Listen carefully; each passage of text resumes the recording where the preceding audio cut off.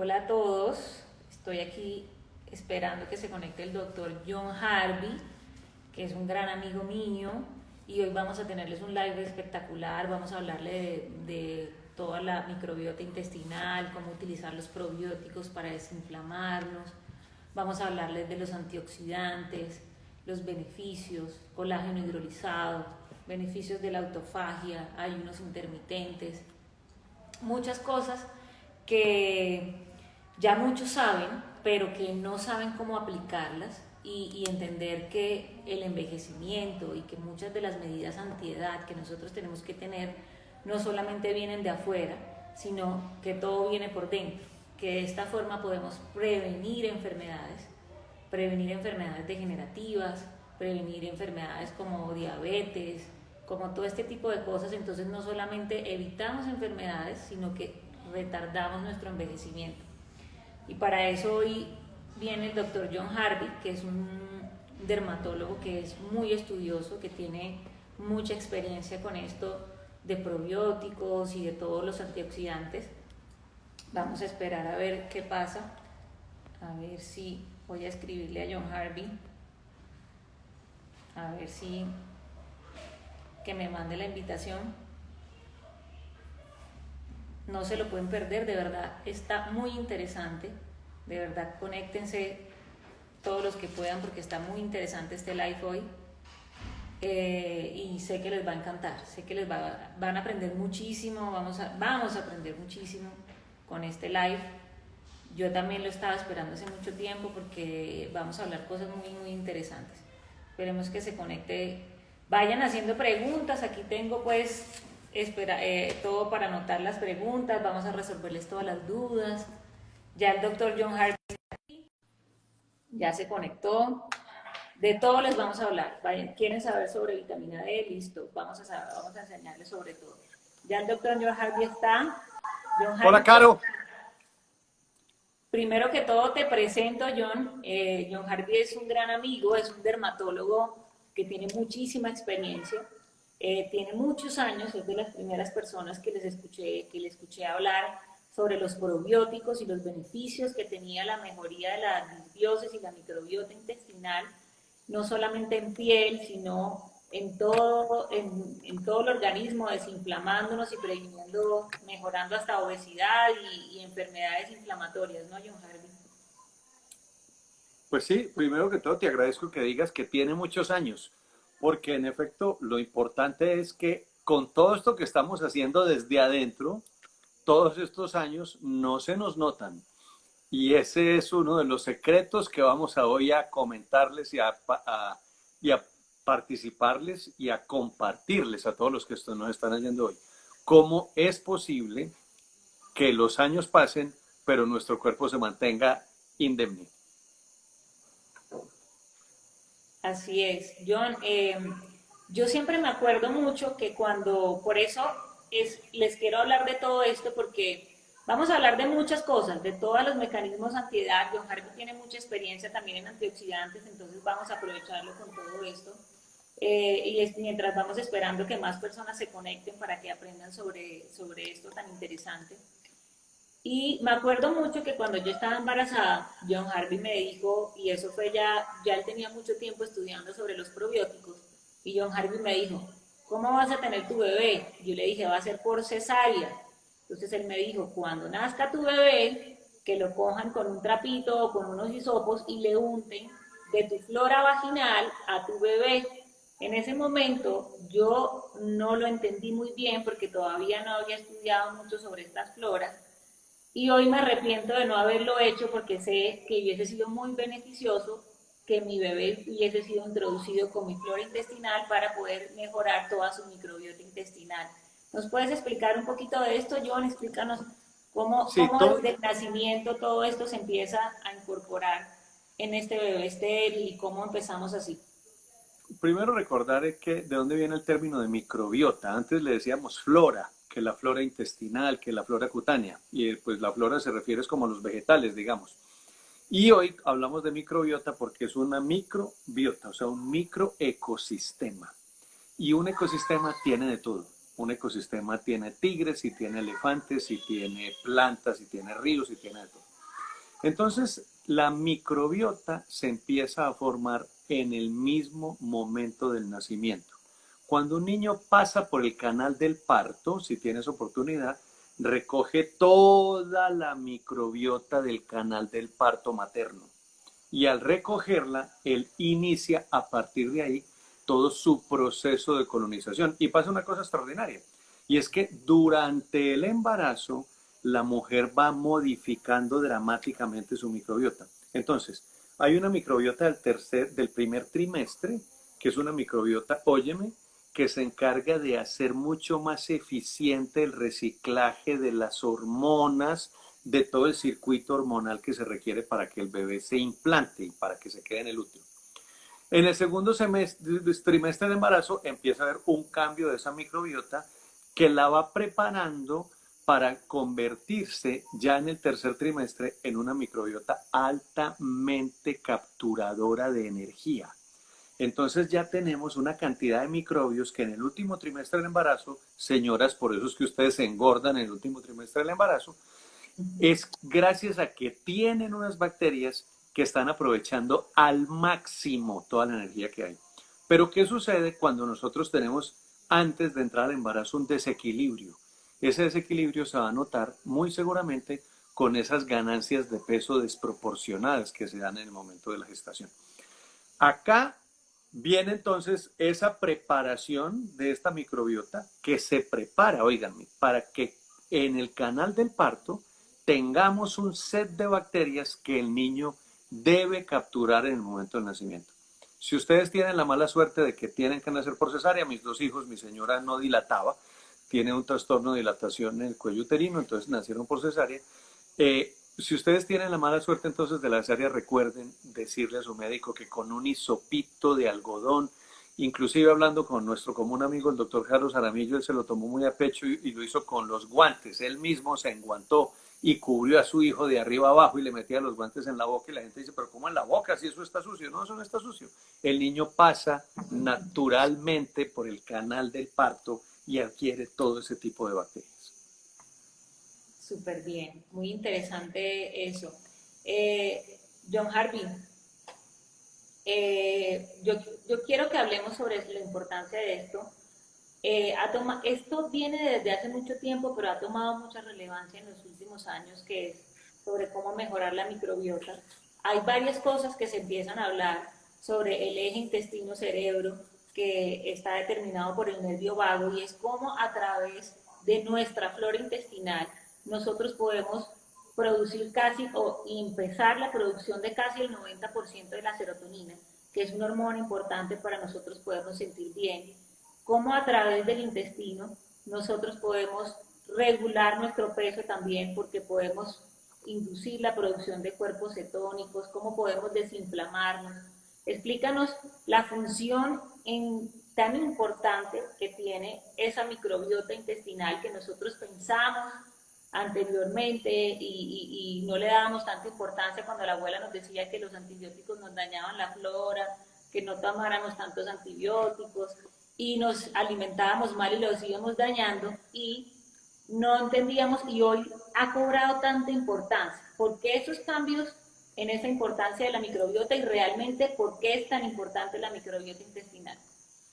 A ver, nosotros empecemos con esta historia. Desde hace más o menos 30 años, Justin Sonnenberg de la Escuela de Medicina de Stanford, él es microbiólogo, empezó toda la discusión acerca de la gravedad que estaba teniendo en el siglo XX, en finales del siglo XX y los albores del XXI, la higienización y el tema de que todos viviéramos en el frenético empeño que ahorita con el COVID-19 se está volviendo aún más frenético, de que nos tenemos que lavar y lavar y lavar y que tenemos que vivir en zonas pulcras, en zonas sin ningún microbio, en donde todo tiene que ser esto. Eso tiene un origen hace 150 años, cuando Louis Pasteur descubre el proceso de pasteurización y descubre las vacunas, la primera que fue la vacuna contra la rabia, y entonces se generó todo un concepto de que las bacterias son malas. Entonces, como las bacterias son malas, tenemos que estar permanentemente higienizándonos porque nos tenemos que defender de ese enemigo. Claro, porque es que ese enemigo nos producía la tuberculosis y las bacterias producen la lepra y las bacterias producen las infecciones en las personas. Pero lo que nunca se nos dijo, y es lo que ahora sabemos, es que realmente del set completo, del 100% de las familias bacterianas, son patógenas el 1.5, si acaso el 2. O sea, el 98% de nuestras bacterias están ahí. ¿Para qué? Y entonces la discusión empezó, oiga, ¿y para qué tenemos ese universo bacteriano tan brutal? Solamente te voy a dar un dato. En términos de número, tú ahí donde estás sentada, linda, bella y atractiva como no has dejado de ser, tienes 30 billones de células humanas. 30 billones. Y ahí donde estás sentada, tienes 40 billones de células microbianas. Es decir, tienes más número de células microbianas que de células humanas. ¿Sabes por qué? Porque hoy sabemos que las bacterias hacen por lo menos el 50% del metabolismo que antes le atribuíamos a las células humanas. Por ejemplo, en el mero proceso digestivo, siempre nos decían, ustedes comen y el páncreas produce insulina y entonces el páncreas produce pancreatina y una gran cantidad de sistemas hormonales que van a encargarse de la digestión. Hoy sabemos que no, que los que nos hacen la digestión son unas bacterias que son, y entonces tú me decías, importancia de la microbiota, tenemos bacterias proteolíticas, o sea, que nos ayudan a procesar la carne, la proteína en general, bacterias sacarolíticas que nos ayudan a procesar los azúcares, bacterias lipolíticas que nos ayudan a procesar las grasas, y si no las tenemos bien, esas bacterias se encargan de producir una sustancia secundaria. En medicina la llamamos metabolito. Y esa sustancia secundaria o metabolito es la que va a usar tu célula humana. Entonces, si tú tienes tu set de bacterias completo, que no los tenemos, en el mundo occidental, en las sociedades urbanas, hoy el que le va muy bien ya perdió el 40% de sus bacterias. Imagínate tú si perdemos el 40% de las bacterias que nos procesan las proteínas, que nos procesan las grasas, que nos procesan los azúcares, entonces empezamos a tener las enfermedades del siglo XXI. No es que soy alérgico al gluten, es que no tolero la lactosa, es que, y empiezas a ver la lista interminable de trastornos que la gente decidió volverlos normales. Porque los humanos y los médicos en particular empezamos a confundir dos términos, como si fuesen sinónimos y no lo son. Frecuente con normal. Y eso se lo digo siempre a mis pacientes. No, no, no. Una cosa es que todos en su familia no toleren la leche. Eso es frecuente, pero eso no es normal. Y alrededor de eso se creó toda una mitología de enemistad contra los lácteos, atribuyéndoles a los lácteos una gran y larga lista de enfermedades que resulta que el problema no está en el lácteo, está en que tú tienes tu microbiota inapropiada para que te procese el lácteo. Entonces, en la medida en que tú no proceses primero el lácteo, si no lo procesas, esa sustancia secundaria que produce la bacteria que procesa el lácteo no se va a producir y el lácteo entonces va a entrar directo a producir los fenómenos inflamatorios que hoy se le atribuyen, porque cuando hablamos de microbiota y todo esto, para terminar aquí, lo que estamos hablando es de la controladora principal del sistema inflamatorio humano. ¿Y qué es la inflamación en el humano? La inflamación se define como uno de los instrumentos de la inmunidad innata que tenemos para reparar. O sea, cuando nos inflamamos, cuando nos pegamos un golpe y nos inflamamos, el propósito de esa inflamación es reparar y que quedemos bien reparados. Si la inflamación no cesa y persiste, en lugar de haber reparación, empieza a haber degeneración. Y eso es lo que tenemos ahora. Una lista infinita de enfermedades inflamatorias que los dermatólogos vemos primero en la piel y que la lista es larga, que la rosácea, que el acné tardío, que la alopecia frontal fibrosante, y no terminamos nunca de ver esta pandemia de enfermedades inflamatorias que nos están revelando en la piel lo que está funcionando mal por dentro. Por eso, como bien decías en este live cuando hacías la invitación, desde adentro empieza todo. Pues sí, eso es muy importante. ¿Y por qué estamos hablando de flora intestinal, John? Es porque hay tres mecanismos muy importantes que nos aceleran el envejecimiento y que nos portan pues los telómeros, que lo vamos a hablar un poquito más adelante. Uno de ellos es la inflamación, el otro es la oxidación y el otro es la deshidratación. Y estamos empezando a hablar de uno de los mecanismos más importantes, es de cómo empezar a desinflamar nuestro organismo, y es mejorando la microbiota intestinal. Y yo algo que siempre le explico a mis pacientes es que el intestino es como si fuera un filtro, como si fuera un colador, y que si nosotros tenemos adecuado esa microbiota, pues vamos a tener una filtración mayor de esas toxinas, por decirlo de alguna forma, y vamos a evitar que, pues, tener esa permeabilidad bien adecuada en nuestro intestino, para evitar que nos entre cualquier cantidad de porquerías que nos pueden generar posteriormente enfermedades degenerativas. Y algo importante que le digo, porque es que yo siempre tengo pacientes que llegan y me dicen, claro, es que quiero tomar colágeno hidrolizado, o esto, yo tomo vitamina C, vitamina D, y siempre les digo que es muy importante mejorar la microbiota intestinal antes. Yo no tengo tanta experiencia como tú, pero estoy empezando a aprender sobre esto porque me he dado cuenta de la importancia, porque tú puedes tomar colágeno hidrolizado, pero si tú no tienes una adecuada flora intestinal, no tienes una biodisponibilidad de esto, entonces no los absorbes.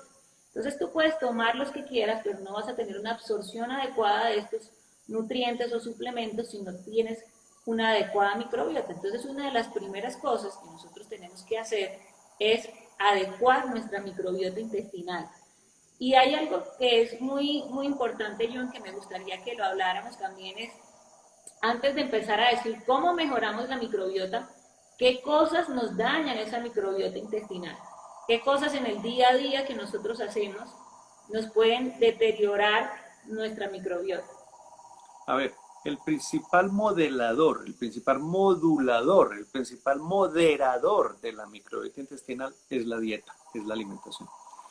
Y es muy importante esto porque resulta que hay dos tipos de comidas que nosotros tenemos cuando comemos. Una comida que es para nosotros, las células humanas, y otra que es para nuestras células bacterianas. Inclusive es chistoso porque el nombre en inglés es MAC, Microbiota Available Carbohydrates, carbohidratos disponibles para la microbiota, que no es más que lo que también se conoce como prebióticos. Cuando hablamos de probióticos, hoy en día que viene con prebióticos. Entonces, el concepto de prebiótico, fibra o nutriente no digerible son sinónimos. Son las tres cosas uno mismo. Nutriente no digerible, fibra o prebiótico. Entonces la pregunta que tú haces es, ¿qué le hace daño? Lo primero que le hace daño es cuando tú tienes una dieta que no contiene estos elementos, en donde la fibra es absolutamente indispensable porque es el nutrimento que utiliza nuestra bacteria para cumplir sus funciones. Entonces, bien lo decías ahora cuando hablamos un término que se puso de moda, que era el incremento de la permeabilidad intestinal, bla, bla, bla, bla. No, no, el problema no es de la permeabilidad intestinal, el tubo, como si el tubo se dañara. No, el tubo no le pasa nada. Hablamos de dos conceptos que son incluso filosóficos, el continente y el contenido. Y resulta que el tubo se daña porque cuando tú no le das a tu bacteria el alimento que requiere, la bacteria que no se quiere dejar morir empieza a comerse tu tubo intestinal desde adentro, la mucosa intestinal. La llamamos en medicina técnicamente la vellosidad. Y cuando se la va comiendo, la va dejando porosa. Y cuando la deja porosa, entonces ya unas moléculas grandes que no son procesadas se nos meten y empiezan a aparecer todos los males de hoy, las alergias a todo. Miren, ustedes quieren saber la forma más elemental para saber cómo está su microbiota, la rinitis. Porque no es que yo doy rinitis, pero es cuando da frío. No, es que es cuando me meto en una carretera destapada y un mundo de polvo. No, es cuando mi mujer se echa un perfume maluco, un pachulí por ahí ordinario que no le regalé yo. No, ese tipo de explicaciones que nosotros damos realmente nos están manifestando que tenemos un problema en toda nuestra microbiota. Y ahí viene algo muy interesante, Caro, porque la microbiota de nasofaringe, de orofaringe, toda la que tenemos en el intestino hasta el ano, la de la vagina en las mujeres y la de la piel, tiene un circuito de intercomunicación. Entonces ahí empezamos a hablar del concepto que estoy desde hace mucho tiempo defendiendo en mi consultorio y en mis conferencias, y es la medicina de 360 grados. Todo influye en todo. Lo otro entonces que le hace daño a la microbiota, los antibióticos. Pero ojo, los médicos no somos veganos del tema antibiótico. O sea, si tú tienes una sinusitis que te está pudriendo tus senos paranasales y que vas a terminar con alguna complicación seria, o si tienes un absceso dental brutal, te tienes que tomar el antibiótico. Pero el problema que tenemos es que la gente le da gripa, se va para la farmacia y dice, denme un matrimonio. ¿Te acuerdas del famoso matrimonio allá en Cartagena, que es el mismo acá en Manizales, que es el mismo en Bogotá y en Leticia? La gente en Colombia tiene esa expresión como algo muy normal, que es algo como una aspirina, una acetaminofén con una ambramicina, amoxicilina o cualquier modalidad de antibióticos. Pero resulta que el problema del antibiótico no va en la autoformulación de antibióticos. El problema serio del antibiótico, Caro, es que el 75% de los antibióticos, adivina qué especialista de la medicina los prescribe. El médico veterinario. Y los veterinarios prescriben el 75% de los antibióticos del mundo, del planeta Tierra, pero no para tratar animales enfermos, sino para propósitos productivos, para el tema de la zootecnia. Entonces, en un galpón de gallinas, que hay 100.000, 200.000 o 300.000 gallinas, esas gallinas reciben desde el día que llegan pollito hasta el día en que la sacrifican, que es al mes más o menos, mes y medio, reciben todos los días antibiótico, todos los días. Ese antibiótico no alcanza a procesarse completamente en el cuerpo de la gallinita y cuando tú te comes ese pollo, estás comiéndote microdosis. Y si es un galpón que produce huevos, ese huevo lleva también microdosis de antibiótico y esa microdosis tú la llevas comiendo desde que Michelito, tu hijo, nació y que el niño se come huevito todas las mañanas hasta esta mañana, hasta el día de hoy. Entonces, ese acúmulo no se acumula, nos va deteriorando día a día nuestra microbiota y nos va deteriorando la conexión que tiene la microbiota con el sistema inmune. Porque el sistema inmune, él cuando nace, tiene un aprendizaje que viene de la mamá. Pero cuando empieza la colonización bacteriana, la microbiota, o sea, nuestros microbios en el intestino, que hay que aclarar, son bacterias, le decimos bacteriobiota, son virus, le decimos virobiota, son parásitos, le decimos macrobiota, y son hongos, le decimos micobiota. Y entonces, ojo con los parásitos, porque como vivimos en el trópico, nos enseñaron en las facultades de medicina a cazar parásitos. Andamos con una escopeta en el rural diciéndole a todo el mundo, usted ya purgó, es que tiene que purgar, usted ya purgó. Ojo, hoy en día el concepto es, los parásitos son nuestros principales aliados para defendernos de las alergias. Entonces, no es que nos va a dar una amibiasis y que nos vamos a quedar con ella, con el problema, no. Es que las amibas pueden vivir como parte normal de nuestro intestino, porque si tenemos todo el conglomerado sano, ellas van a estar ahí sin molestar. Sin Antes, molestar, no se sin alborotan. molestar. Van a estar ahí haciendo cosas buenas. Y mira, ahí el mejor ejemplo de cómo esto funciona es cuando la gente se va para una fiesta y se intoxica la mitad y la otra mitad no se intoxicó y comió lo mismo. La respuesta es, el que tenía la microbiota completa agarró la bacteria que venía en la comida mal preparada y la integró y no le hizo daño. Los demás, como no la tenían completa, tuvieron las secuelas gravísimas de cuando y salen las noticias, que intoxicación alimenticia en un paseo, bla, bla, bla.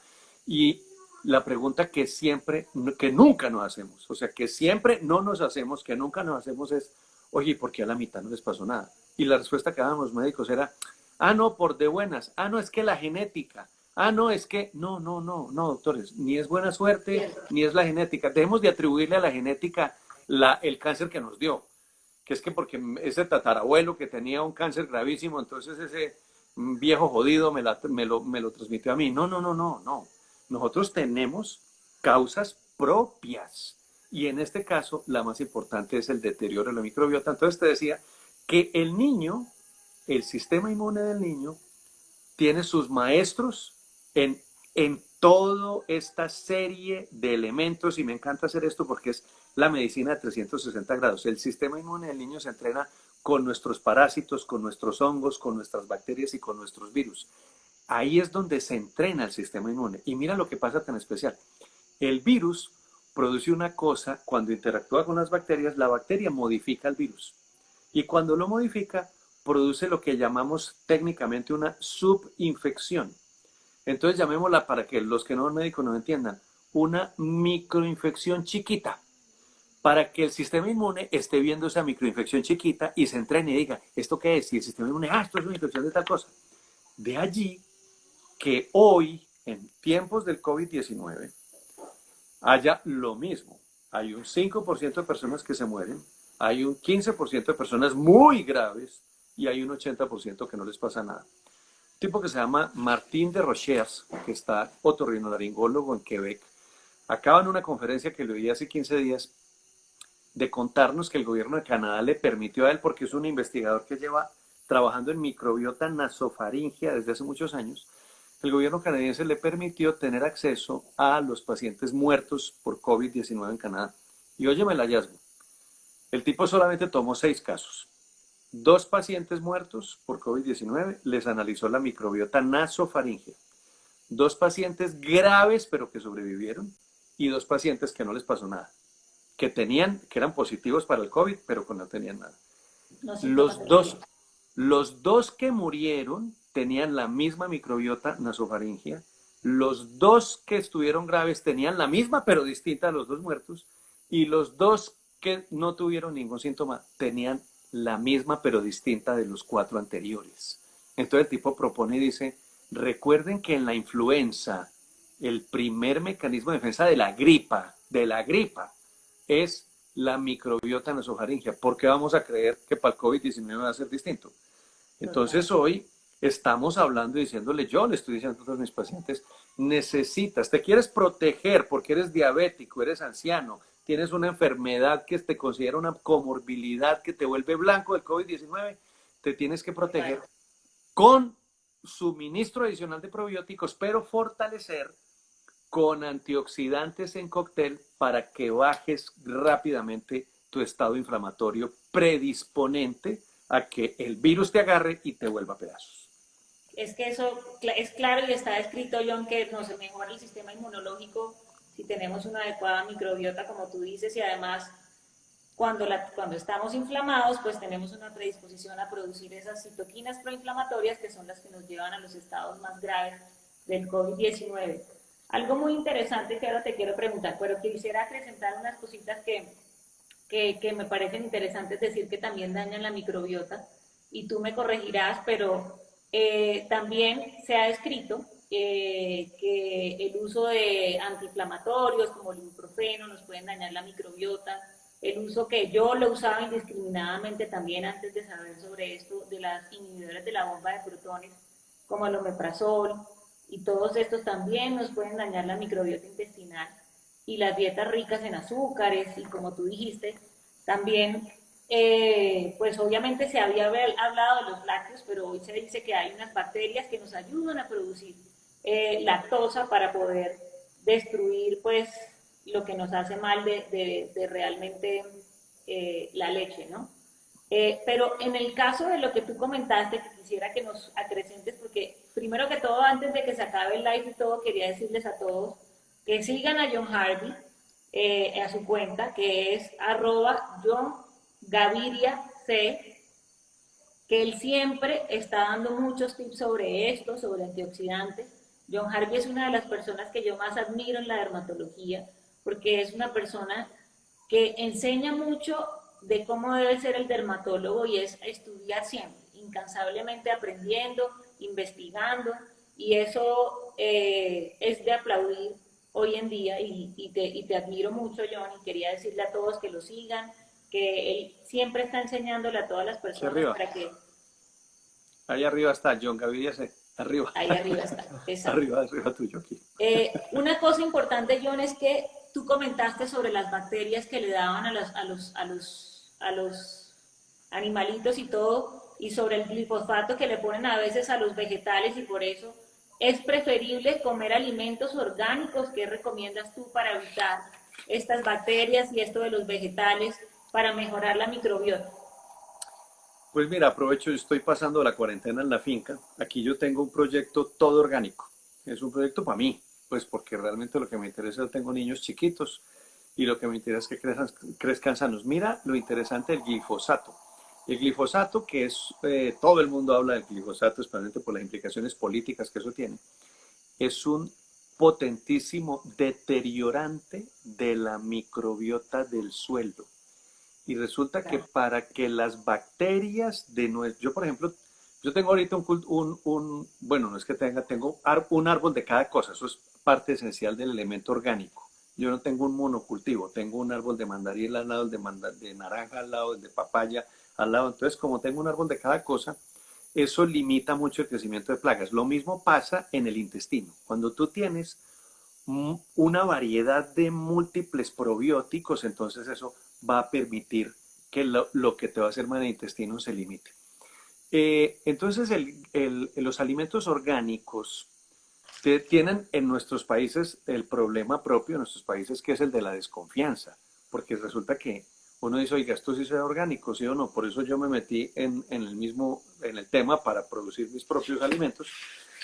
Y cuando empecé a estudiar el asunto del cultivo de plantas, porque pues yo no soy agrónomo, encontré esto, que cuando se aplica glifosato, este produce una desaparición de la microbiota normal de la tierra. Y óyeme esto tan interesante, porque resulta que como me fue tan bien con mis papayas, mis vecinos y mis amigos me las compraban y decían, oye, hace años no comprábamos una papaya de estas.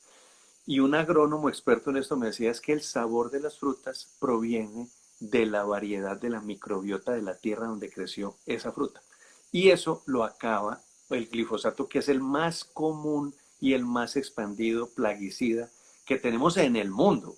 Es que hablan, por eso toda la carreta y todo el cuento que la gente se inventa que porque es contra cultivos ilícitos. No, no, no, no. El glifosato es el más expandido en el mundo entero, todo el mundo utiliza glifosato. Y el daño es fundamentalmente contra la microbiota. Pero tú hablabas ahorita de los inhibidores de bomba de protones. Mira lo interesante, que es un protón, es una molécula, es un hidrógeno que le falta su electrón de arriba y es el que se encarga cuando se acumula los protones de producir acidez.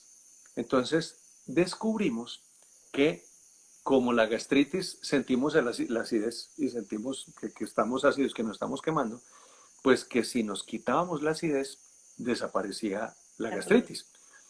Y resulta que cuando el gran resultado, porque hay que reconocerlo, el omeprazol, insisto, yo no soy vegano con estos asuntos, es que el omeprazol pues hizo desaparecer la cirugía de la úlcera. Acuérdate que la gente la operaban de úlcera hace 40 años y eso en día ya no existe, gracias a una pastilla que se llama omeprazol.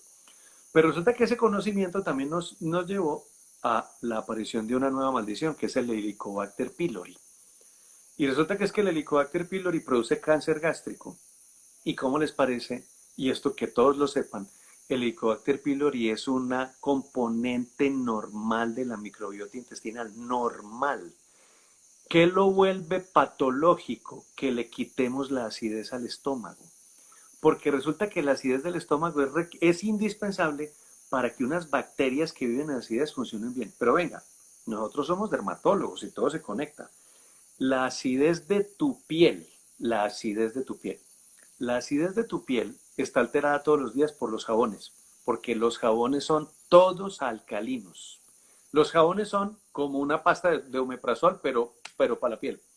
Y resulta que todos los días estamos dañando la microbiota, estamos dañando la acidez de la piel, volviéndola alcalina, se altera las bacterias y la microbiota normal de la piel y nos empiezan a aparecer todos los fenómenos ligados, no vamos a hablar de infecciones, ligados al envejecimiento cutáneo, de cuenta de que no tenemos esa interacción positiva de bacterias de piel con células cutáneas, que se llaman en este caso queratinocitos, que son los que globalmente inducen una normal producción de los factores que nos envejecen, colágeno, elastina, etcétera, etcétera, etcétera. Y ojo con esto, en el mundo solo existe una molécula protonadora, que o sea, que cuando tú te bañes te vuelva la piel ácida.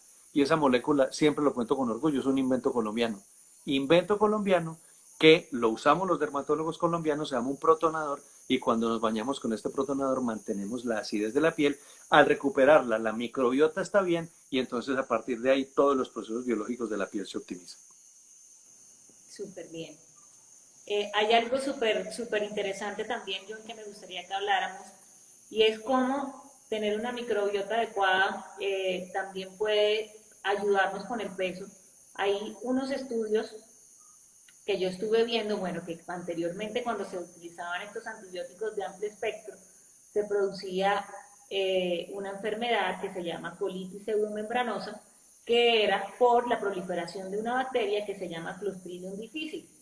A estas personas le hacían un trasplante de materia fecal, así como se escucha, le sacaban, por ejemplo, a una persona sana la materia fecal y el tratamiento era ponerle la materia fecal a esas personas que tenían esa bacteria. Y esto se daba porque cuando le daban el antibiótico de amplio espectro, mataban la otra microbiota intestinal y dejaban que esta bacteria proliferaba porque le daban carta abierta para que proliferara y nos producía esta enfermedad que se llamaba colitis pseudomembranosa.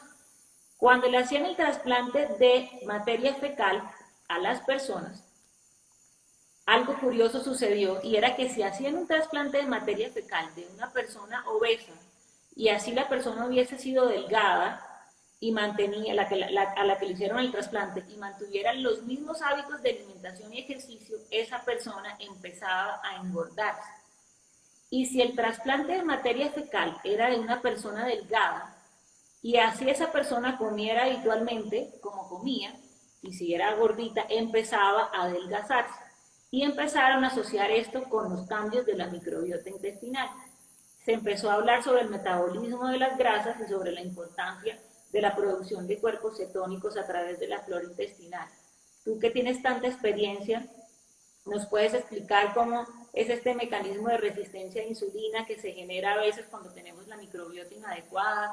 ¿Cómo nos puede mejorar una microbiota a bajar de peso, a metabolizar todo mejor? Mejor dicho, explícanos tú con Mira, toda tu experiencia, por favor. uno de los hallazgos más interesantes fue en mí mismo cuando yo empecé a hacerme, porque yo llevo en esto de microbiota, yo llevo 14 años metido en el tema de antioxidantes y 7 en el tema de microbiota. Y en el grupo de investigación que tenemos acá, lo llamamos el grupo de Manizales porque hay todas las ramas, PhD casi que en cada cosa, que hacemos un super equipo para en conjunto ir creando nuevo conocimiento. Yo soy el conejillo de Indias, porque yo soy el que llevo la propuesta y digo, no es que yo me lo voy a tomar porque estos estudios están hechos aquí, aquí, aquí. Y me empezó a pasar una cosa cuando empecé a tomar los probióticos, y es que, pues yo soy tragón, yo soy muy tragón, pues yo soy flaco y yo he sido tragón toda la vida. Oye, me empecé a llenar con la mitad de la ración, de mi ración habitual, al punto que mi señora se preocupó y dice, venga usted, ¿por qué está comiendo tan poquito? Y yo, no, Yo sí he a visto ver, que lo que tú comes y son unos platados así, John Harvey. sí, sí. De hecho, nuestro común amigo, el doctor Bojanini, siempre dice que a él, cuando vamos de viaje, en los hoteles le dicen doctor, te damos $500 si te llevas a este tipo de acá que nos va a arruinar el restaurante del hotel. Entonces yo soy tragón, yo soy tragón. Pero miren, empecé a ver que yo me llenaba con la mitad. Entonces yo mismo decía que me quedaba el plato porque yo como mucho y empezamos a mirar de dónde provenía eso y tú lo dijiste al comienzo de este live. Es que resulta que nosotros producimos unos neurotransmisores, ¿qué es eso? Unos químicos que se producen en el intestino y que van al cerebro y le dicen, cerebro, estoy lleno. Entonces, cuando tú tienes la microbiota completa, ese neurotransmisor se produce eficazmente. ¿Qué le pasa a los gorditos? Todos los gorditos, tú lo vemos, no se llenan. Un gordo no se llena, porque no tiene quien le transmita esa señal. Entonces, eso que acabas de mencionar es una cosa muy interesante, sino que estamos empeñados con el tema de que tenemos que buscar la evidencia de cuál es la bacteria que hace eso. No, muchachos, esto es filosofía. Dejen de buscar que cuál es la bacteria o el virus que se encarga de producir eso. No, esto es un ecosistema, que todo el ecosistema hace que uno produzca algo para que el otro lo tome y produzca algo nuevo, etcétera, etcétera, etcétera. Entonces así es como se producen estos neurotransmisores. Entonces este trasplante de materia fecal hoy está en boga en el mundo para tratar fundamentalmente graves afecciones del colon como la colitis ulcerativa, pero lo usan en personas que están en riesgo de muerte, porque Exacto. se va a morir, entonces como ya se va a morir la gente va y firma y dice listo, hágame lo que sea con tal de que yo no me muera. Pero resulta que el problema es que toda la investigación que hay en trasplante de materia fecal es espectacular, porque estamos encontrando cosas completamente inesperadas. Y hay un estudio recientemente publicado en donde a unos pacientes muy graves con colitis ulcerativa y una alopecia areata universal. Contémosle que a los pacientes que a la alopecia areata universal es cuando tú te quedas sin pelo desde la cabeza hasta el dedo del pie, se queda sin un pelo, sin cejas, sin pestañas, sin pelo en las axilas, sin nada. Les trasplantaron, hicieron trasplante de materia fecal y estos pacientes se curaron de su colon y les volvió a salir el pelo. Y entonces la investigación es, oiga, ¿qué fue lo que pudo producir esto? Nada más y nada menos que una modulación del sistema inmune que estaba destruyendo el pelo. Entonces, como ves, todo se conecta con todo. Y hoy el tema en obesidad específicamente tiene unas cosas muy atractivas porque estamos hablando de unos componentes dietarios de la fibra que lo toma nuestras bacterias, que les permite crear esas nuevas sustancias o metabolitos que facilita la formación de ese neurotransmisor de la saciedad. Entonces hoy la investigación es no solamente en qué bacterias mejorar, sino que volvemos a la discusión. No nos preocupemos por a ver qué tigres metemos o qué elefantes o qué jirafas. No. Hay que meterlos de todo para que todo funcione en equilibrio, sino cuál es el nutrimento que le vamos a dar. Y te voy a contar, no hay secreto, lo sabían nuestras abuelas. Cómase el triple de la ensalada que usted se come hoy. No es el doble, es el triple o el cuádruple o el quíntuple. Llénese de ensalada, que la ensalada se le salga al plato. Ahorita le preguntas a Mónica, mi señora, y la llamas que en esta casa se hacen 2 tolvas completas de ensalada. Una para toda la familia y otra igualita solo para el papá. Porque tengo claro que ahí está el secreto de mi no sobrepeso. Yo soy un flaco y lo mantengo ahí porque con la ensalada alimento a mis bacterias que hacen todo el metabolismo. Mira, me pasó hoy no comí ensalada al almuerzo y llegué y yo dije, Dios mío, qué hambre la que tengo. Claro, porque no mandó la señal de saciedad el tiempo que la tenía que mandar. Entonces, y entonces nos preguntan que si ensalada cocinada o cruda, cualquiera. Sí. Ustedes tienen que tener cocinada, cruda, Ya todo lo que Mónica quieran. escribió que cruda. Exacto, entonces todas las que quieran. Obviamente la cruda es mucho mejor que la cocinada porque la cruda mantiene... Y ojalá orgánica para que no, Sí, para que tenga las bacterias que nos ayudan del suelo, sí, ¿no? sí, sí, Hay que invertir ahí porque eso es para nosotros. Nos invertimos en sí. ropa y en otras cosas y no en lo que realmente nos va a mejorar. En los que nos protege, y acuérdense, es lo que nos protege del COVID-19. Es Eso lo que nos nos está protege. cuidando del COVID-19. Tener harta, y de las verduras, una que a los niños les choca y a los grandes nos encanta, que es la cebolla. Ustedes no se imaginan el poder que tiene la cebolla de huevo morada en particular, para optimizar la función de la microbiota. Hay gente que me dice, doctor, es que la cebolla me da mucha flatulencia. Y yo, bueno, esos son gajes del oficio que finalmente vas a tener, porque, por ejemplo, una de las cosas que más nos perturba hoy y que estamos tratando de encontrar soluciones es cómo con la microbiota, ¿por qué hay flatulencia? Porque tenemos unas bacterias que se llaman metanógenas, que producen el gas metano. Y es sorprendente cómo estas bacterias tienen una tendencia a persistir a pesar de que les cambiamos el ecosistema, pero en muchas personas realmente mejoran y se les reduce mucho su nivel de flatulencia cuando hacemos un reequilibrio de la microbiota y de los antioxidantes que se han acumulado por estrés oxidativo. John Harvey, algo muy importante que tenemos que hablar, que nos están preguntando mucho, es sobre los probióticos que debemos utilizar. Sé que es un tema muy extenso, sé que es muy importante que sepan que tienen que usar diferentes tipos de probióticos. O sea, es muy importante la cantidad de cepa, porque algo que John Harvey nos va a explicar ahora con mayor detalle es que en Estados Unidos y en muchos lados van a encontrar estrategias de marketing que les dice, bueno, la cantidad de millones, pero lo más importante es la cantidad de cepas que contiene un probiótico para no crear un desequilibrio en la microbiota intestinal. Y si toman muy poquitas cepas pueden crear un desequilibrio. Además de eso, es muy importante que sea recetado por un médico, porque dependiendo de las necesidades que ustedes tengan, unas van a estimular GABA, noradrenalina, otros van a estimular otro tipo de hormonas, otros, en fin. Pero, John Harvey, háblanos un poquito sobre eso, sobre los probióticos, cómo los podemos elegir Bueno, bien, cómo podemos utilizar bien estos probióticos, si esto se utiliza a diario, cómo se usa esto, porque sé que los buenos probióticos son costosos y enséñanos un poquito sobre esto, por favor.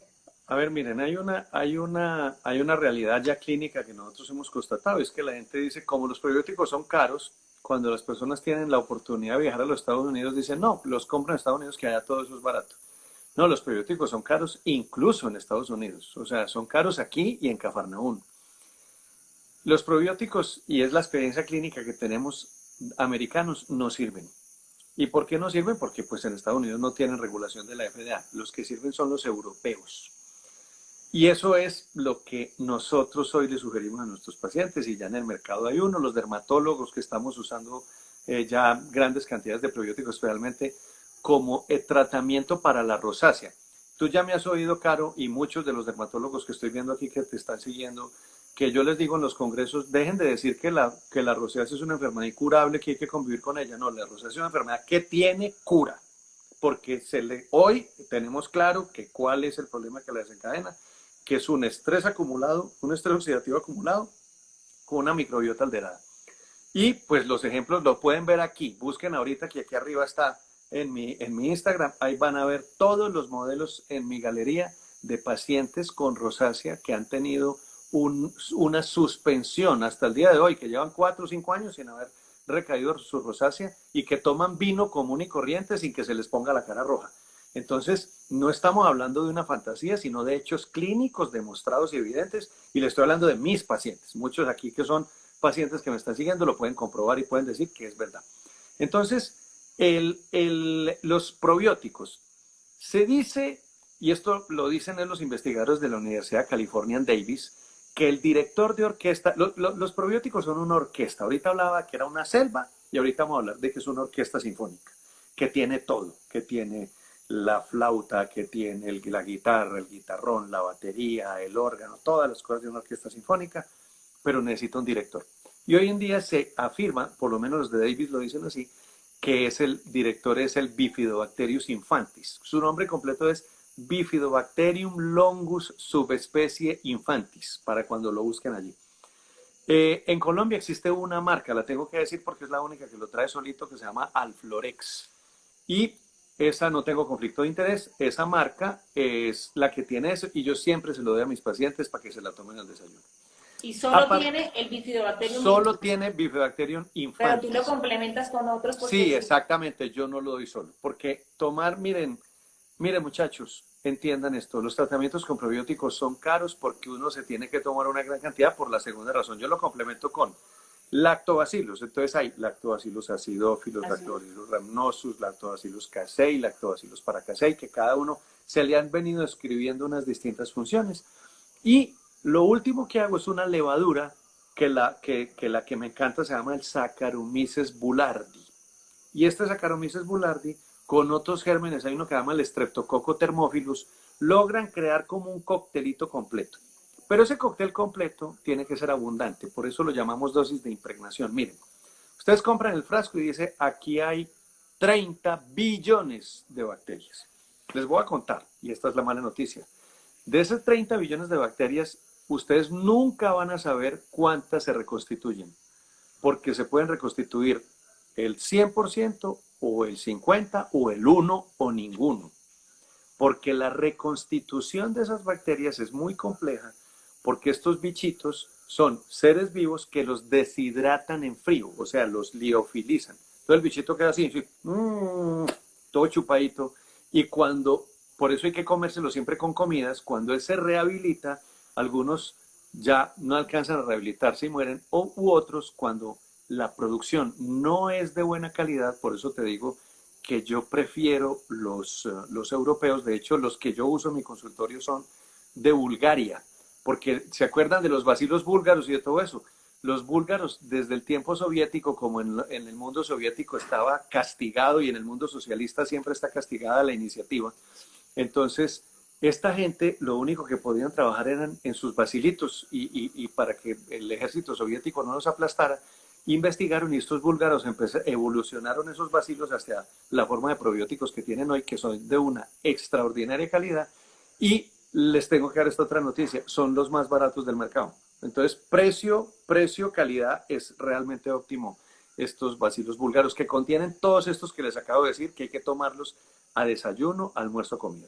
Si ustedes no tienen forma de acceder a ellos, entonces váyanse a la farmacia, compren todas estas familias, pero recuerden, no es una vez al día como dice la caja, es a desayuno, almuerzo, comida, porque si solamente se les repone el 10%, pues, y es el 10% al desayuno, el 10% al almuerzo, el 10% a la comida, van a tener un 30% y una posibilidad de que mejoren. Por eso los tratamientos con probióticos fracasan, porque es que si tomas poquito no te sirve. Entonces es lo mismo, miren, los que me están oyendo, una bandeja paisa. Si ustedes piden una bandeja paisa y le sirven un frijol, uno, y un arroz, y un pedacito de chicharrón, y un pedacito de arepa, ustedes se quedan con la misma hambre. Entonces lo mismo pasa con los probióticos. Ustedes tienen que tomarlos en alta cantidad para que ellos puedan cumplir su función. Eso es algo importante, John, porque están preguntando mucho sobre los alimentos y esto es importante aclararlo porque John acaba de explicar que hay que hacerlos en adecuada cantidad, por lo menos más de 10 cepas para que puedan tener un balance en su flora intestinal. Ahí están preguntando sobre el kefir, miso y todos estos. Normalmente estos alimentos fermentados tienen aproximadamente unas dos especies o unas dos cepas de bacterias y esto puede producir un desbalance en la flora intestinal. O sea, si ustedes acompañan el kefir, el miso y esto con probióticos, ahí sí harían una sumatoria. Pero no pueden creer que solamente con estos, el del yogur y el de la leche, lo van a suplementar su microbiota intestinal. Y ahí hay algo muy interesante que hablar, y es que se había asociado anteriormente el hecho de tener, eh, de que el hecho de utilizar los probióticos con aumento de los niveles de histamina, y lo que se ha encontrado en la literatura es que se ha dado esto de aumento de histamina solamente cuando se hace suplemento o cuando se utilizan pocas cepas. Normalmente, si ustedes utilizan varias cepas, hacen una adecuada microbiota y todo lo contrario, lo que les va a hacer es desinflamar. Cuéntanos tu experiencia con esto del kefir que lo están preguntando Sí, mira, insistentemente. es cuando estamos limitados de presupuesto, hay que usar los fermentados, pero úsenlos todos y váyanlos variando. Usen kefir y después usen el chucrut, el sauerkraut, el kombucha, uno que existe en Colombia que se llama la forcha, especialmente en la zona cafetera. Entonces, todos estos fermentados, inclusive vale como fermentado el vino y la cerveza, que también son productos fermentados.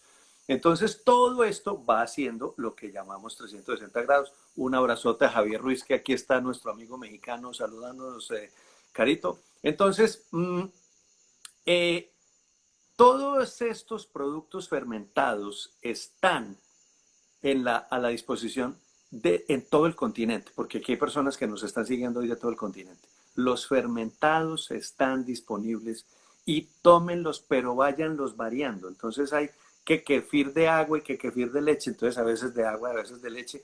La idea es que los vayan rotando porque Carolina tiene la razón en la medida que no hay siempre las mismas bacterias, pero cada uno de estos fermentados tiene por su característica biológica la posibilidad de ir aportando cosas distintas. Yoraima Peter desde Singapur me dice que qué le consigo allá. Yoraima querida, eres una venezolana mamadora de gallo. Después vemos en Singapur qué es lo que hay por allá. Entonces, eh, entonces aquí hay algo muy importante y es que los fermentados fueron la base de la alimentación antes de que la comida se volviera industrial. Y entonces, desde la chicha para nuestros indígenas o la cerveza para los europeos, todos estos modelos nos han aportado siempre muy distinto tipo de bacterias y ojo, nos han aportado nutrientes para las bacterias que ya tenemos. Esa es otra virtud del fermentado. No solamente te aporta microbios, sino que te aporta nutriente que le va a servir a tu bacteria. Entonces, en esa medida, rotémoslos. Eso sí es una estrategia inteligente. Usemos, cuando se nos acabe el kefir pasamos al kombucha, cuando acabe el kombucha pasamos al sauerkraut ¿Y cómo se preparan? Ahí están en Google. Busquen en Google fermentados para producir probióticos. Ahí está la receta completita. John, ¿tú los mandas diario o los mandas cómo? ¿Y en cuántos periodos de tiempo Sí, el es primero, por todo el ejemplo, proceso?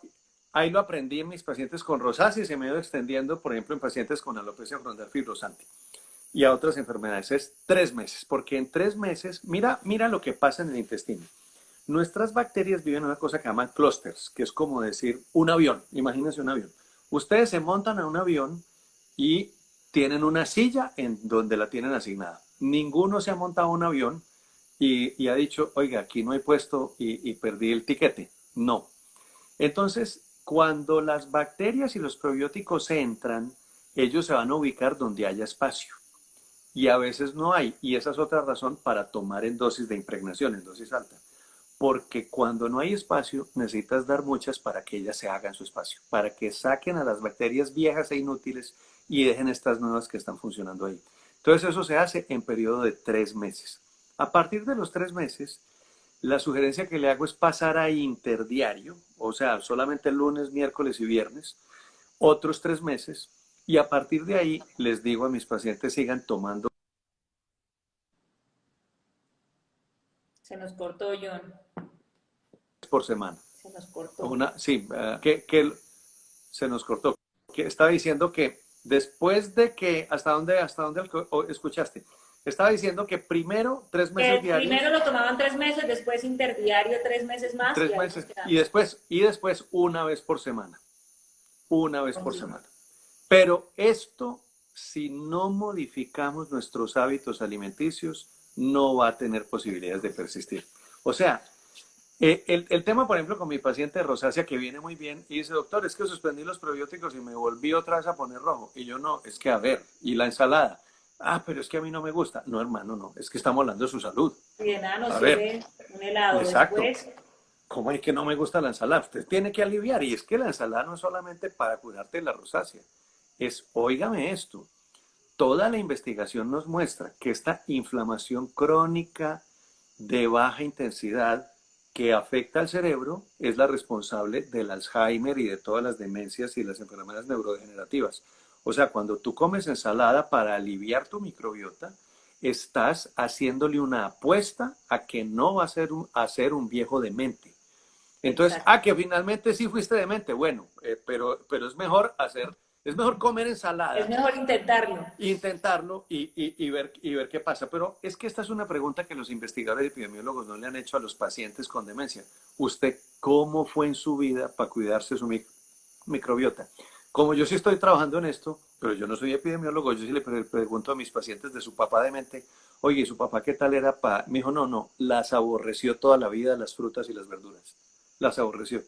Eso no quiere decir que sea causalidad, pero me he encontrado esa respuesta ya varias veces. Entonces yo digo, ¿saben qué? Coman frutas y verduras harto, que igual daño no les va a hacer y va y de pronto les va a prevenir la génesis de alguna enfermedad neurodegenerativa que no queremos tener en la edad adulta. Súper. Bueno, ya habíamos hablado mucho de esto. Sabemos que las bacterias son muy importantes y la microbiota adecuada para nuestro sistema anímico. El Bifidobacterium bifidum que vi a tu esposa y que se sabe todos los nombres de las bacterias, nos ayuda a producir serotonina y GABA, que nos ayuda a regular el insomnio. Sabe más Moni que yo de probióticos, pero John, yo aprendí y empecé a prestarle atención a los probióticos gracias a ti. Y lo uso mucho en pacientes con rosácea y en pacientes con acné. De hecho, lo estoy Con usando en acné. enfermedades autoinmunes también para Mm. regular los procesos inflamatorios y me ha ido bien. Aquí nos están preguntando harto por antioxidantes. Ofrezcámosles una segunda parte de este live para que hablemos de antioxidantes, Caro. Hagámoslo la Sí, otra semana. tenemos que hacer otro live. Mm. Hay algo importante que te quiero preguntar antes, John. Tenemos que hablar de los antioxidantes, que tú tienes mucha experiencia para que nos ayudes con eso. Antes de que cortemos, los invito nuevamente a que sigan al doctor John Harvey. Él siempre está haciendo live, siempre está enseñándoles. Es una persona supremamente estudiosa, es un dermatólogo muy experiente, con mucha experiencia. Está en Manizales y en ocasiones en Bogotá. Y O en aquí teleconsulta, ahorita, ahora en teleconsulta. Y ahora ahora en todos estamos en teleconsulta, teleconsulta, en la todos. finca, delicioso, ¿no, John Harvey? Sí. Sí, este tema de la Eh, teleconsulta resultó supremamente atractivo para llegar a mucha gente porque he atendido gente de todo el continente en este tiempo y es una posibilidad extraordinaria de ayudar a más y más personas. ¿Eso te ha así pasado es. a ti? Que tú fuiste la pionera en la teleconsulta en Colombia cuando llegó la cuarentena. Cuando llegó, sí, empecé, y sí es cierto, llegamos a muchos lugares, gracias a Dios, y a personas que querían tener acceso a nosotros antes, pero no habían podido. John, una pregunta interesante. Yo he estado estudiando mucho sobre un tema y quería saber qué opinas tú, porque habíamos hablado que uno de los mecanismos es inflamación, otros son oxidaciones y todo esto. Hay algo que nos están preguntando y es si la flora curaba el cáncer y todo esto. ¿Tú haces ayunos? Porque yo he estado estudiando mucho sobre la autofagia y sé que tiene muchos mecanismos en el envejecimiento también muy interesantes. ¿Tú Mira, ayunas o yo no? aprovecho. Sábado a esta hora va a ser el live con el doctor Jacobo Incapié Echeverry, que es geriatra de la Universidad de Harvard. Por el nombre, Jacobo Incapié Echeverry, entenderán que le van a entender todo el español que el tipo les hable, que es un experto en este tema. Ayuno lo estoy haciendo desde la cuarentena. Hay muchas teorías en él, pero con Jacobo Se nos cortó un poquito. mm, ¿Ya? ¿Otra vez? hay muchas teorías en él. Sí, se nos cortó. No, aquí me salió que se me cayó el internet. Sí. Mm, el ayuno, óyame, qué interesante. ¿Cuál es el principio del ayuno? Tiene varios principios, pero uno de ellos es la función del hígado. El hígado necesita mínimo 6 horas de no hacer nada para que él pueda reposar y pueda prepararse para el día siguiente. Mínimo, mínimo. Producir las Para digestivas, las... producir, sí, para que pueda trabajar bien. Mínimo. Bueno, el ayuno tiene una característica y es que te ayuda a regular la microbiota. Y esto depende del otro concepto que es ayuno con restricción calórica. Entonces, en los distintos modelos que hay, por ejemplo, el que yo aplico, mi última comida es a las 6 de la tarde, pero me estoy comiendo ahorita es un plato de papaya. Eso es mi última comida. Un plato de papaya a las 6, porque mi desayuno es al otro día a las 7, 7:30. O sea, con eso tengo 13 De horas 13 de horas. ayuno. 13 horas, 3 horas y media. Los puristas dicen que es que tienen que ser 16. Pues yo les estoy mostrando en mi caso y en el de Jacobo, el que vamos a hablar el sábado, que, y qué pasa con ese tiempo, que es que tú en ese tiempo te vas a dormir. Y hoy me decía una paciente, doctor, pero es que si yo como a las 6 a las 10 de la noche me muero de hambre. Y yo, claro, te voy a decir por qué. Porque el proceso digestivo dura 4 horas. Si tú comes a las 6 de la tarde, a las 10 de la noche paras el proceso digestivo. Como estás mal entrenada, entonces a las 10 tu cuerpo inmediatamente te dice, oiga, tengo hambre. Y así no funcionamos, por eso es que nos engordamos y por eso es que somos obesos, diabéticos y tenemos inflamado todo el cuerpo. Eso dura la adaptación una semanita, es una semana en la Claro. que tú tienes Por hambre a los las 10 de aumentos la de noche. niveles de grelina. Ujú. Exactamente, pero después de una semana tu sistema entiende, oiga, este hombre no me va a volver a echar comida, me puede echar líquido el que quieras, todo el líquido, agua. Pero ojo con el agua, mejor si es agua con limón, pero no una limonada que hicimos a las 8 de la mañana para todo el día, no. Se sirve el vaso de agua, se corta la rodaja de limón y se exprime la rodaja de limón. O sea, el agua con limón es en un vaso de agua grande, una rodajita de limón es apenas, llamémoslo endulzado con un poquito de limón, que sepa, porque ese poquito de limón va a contribuir notablemente a mejorar toda la función gástrica, porque va a recuperar la acidez a los niveles normales que le permiten a nuestras bacterias proliferar. Entonces el ayuno globalmente es casi que coman de todo, pero restringiendo el tema de las calorías que vienen en los carbohidratos y en el azúcar. El azúcar es el gran enemigo de la humanidad. Y tengan un tiempo largo en que solamente tomen agua o agüita con limón. Y O ustedes té o toman, café pueden tomar eh, también, ¿cierto?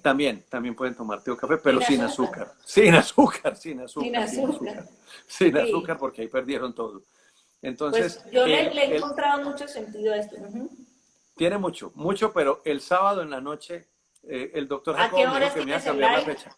Era a las 8:30, pero él tiene un problema porque en Estados Unidos son las 9:30. Entonces me dijo que de pronto Ok, lo cambiáramos. Aquí les iremos más contando qué temprano. va a pasar. Eso Aquí es les muy voy contando. interesante, John, lo que dices, porque el ayuno también ha sido demostrado que también previene cánceres. Ahí eso es algo súper interesante que les quería compartir. Y yo, por lo menos yo, John, y mi esposo hacemos ayunos de 16 horas.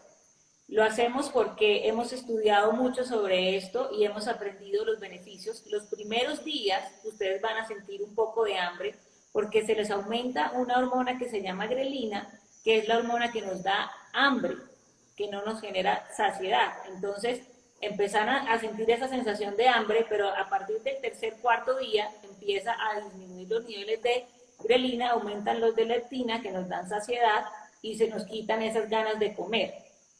Lo que se ha descrito, John, que he visto yo en la literatura, es que normalmente si comemos a las 8 de la noche y volvemos a comer a las 8 de la mañana, pues básicamente lo que hacemos es metabolizar la comida que nosotros ingerimos.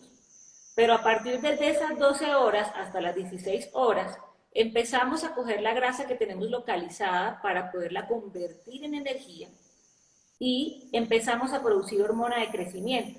Entonces ahí por eso introduzco el tema, porque la hormona de crecimiento es una hormona que nos ayuda para el rejuvenecimiento. Entonces no solamente tendríamos un beneficio en cuanto a la reducción del acúmulo de grasa, sino también en el rejuvenecimiento, que es el tema de hoy. Pero hay otro mecanismo que aún no se sabe exactamente a partir de cuántas horas empieza a desarrollarse. Se dice que entre las 16 y las 20 horas, pero puede ser en algunas personas puede ser antes, si están acostumbrados a ayunar, que se llama autofagia.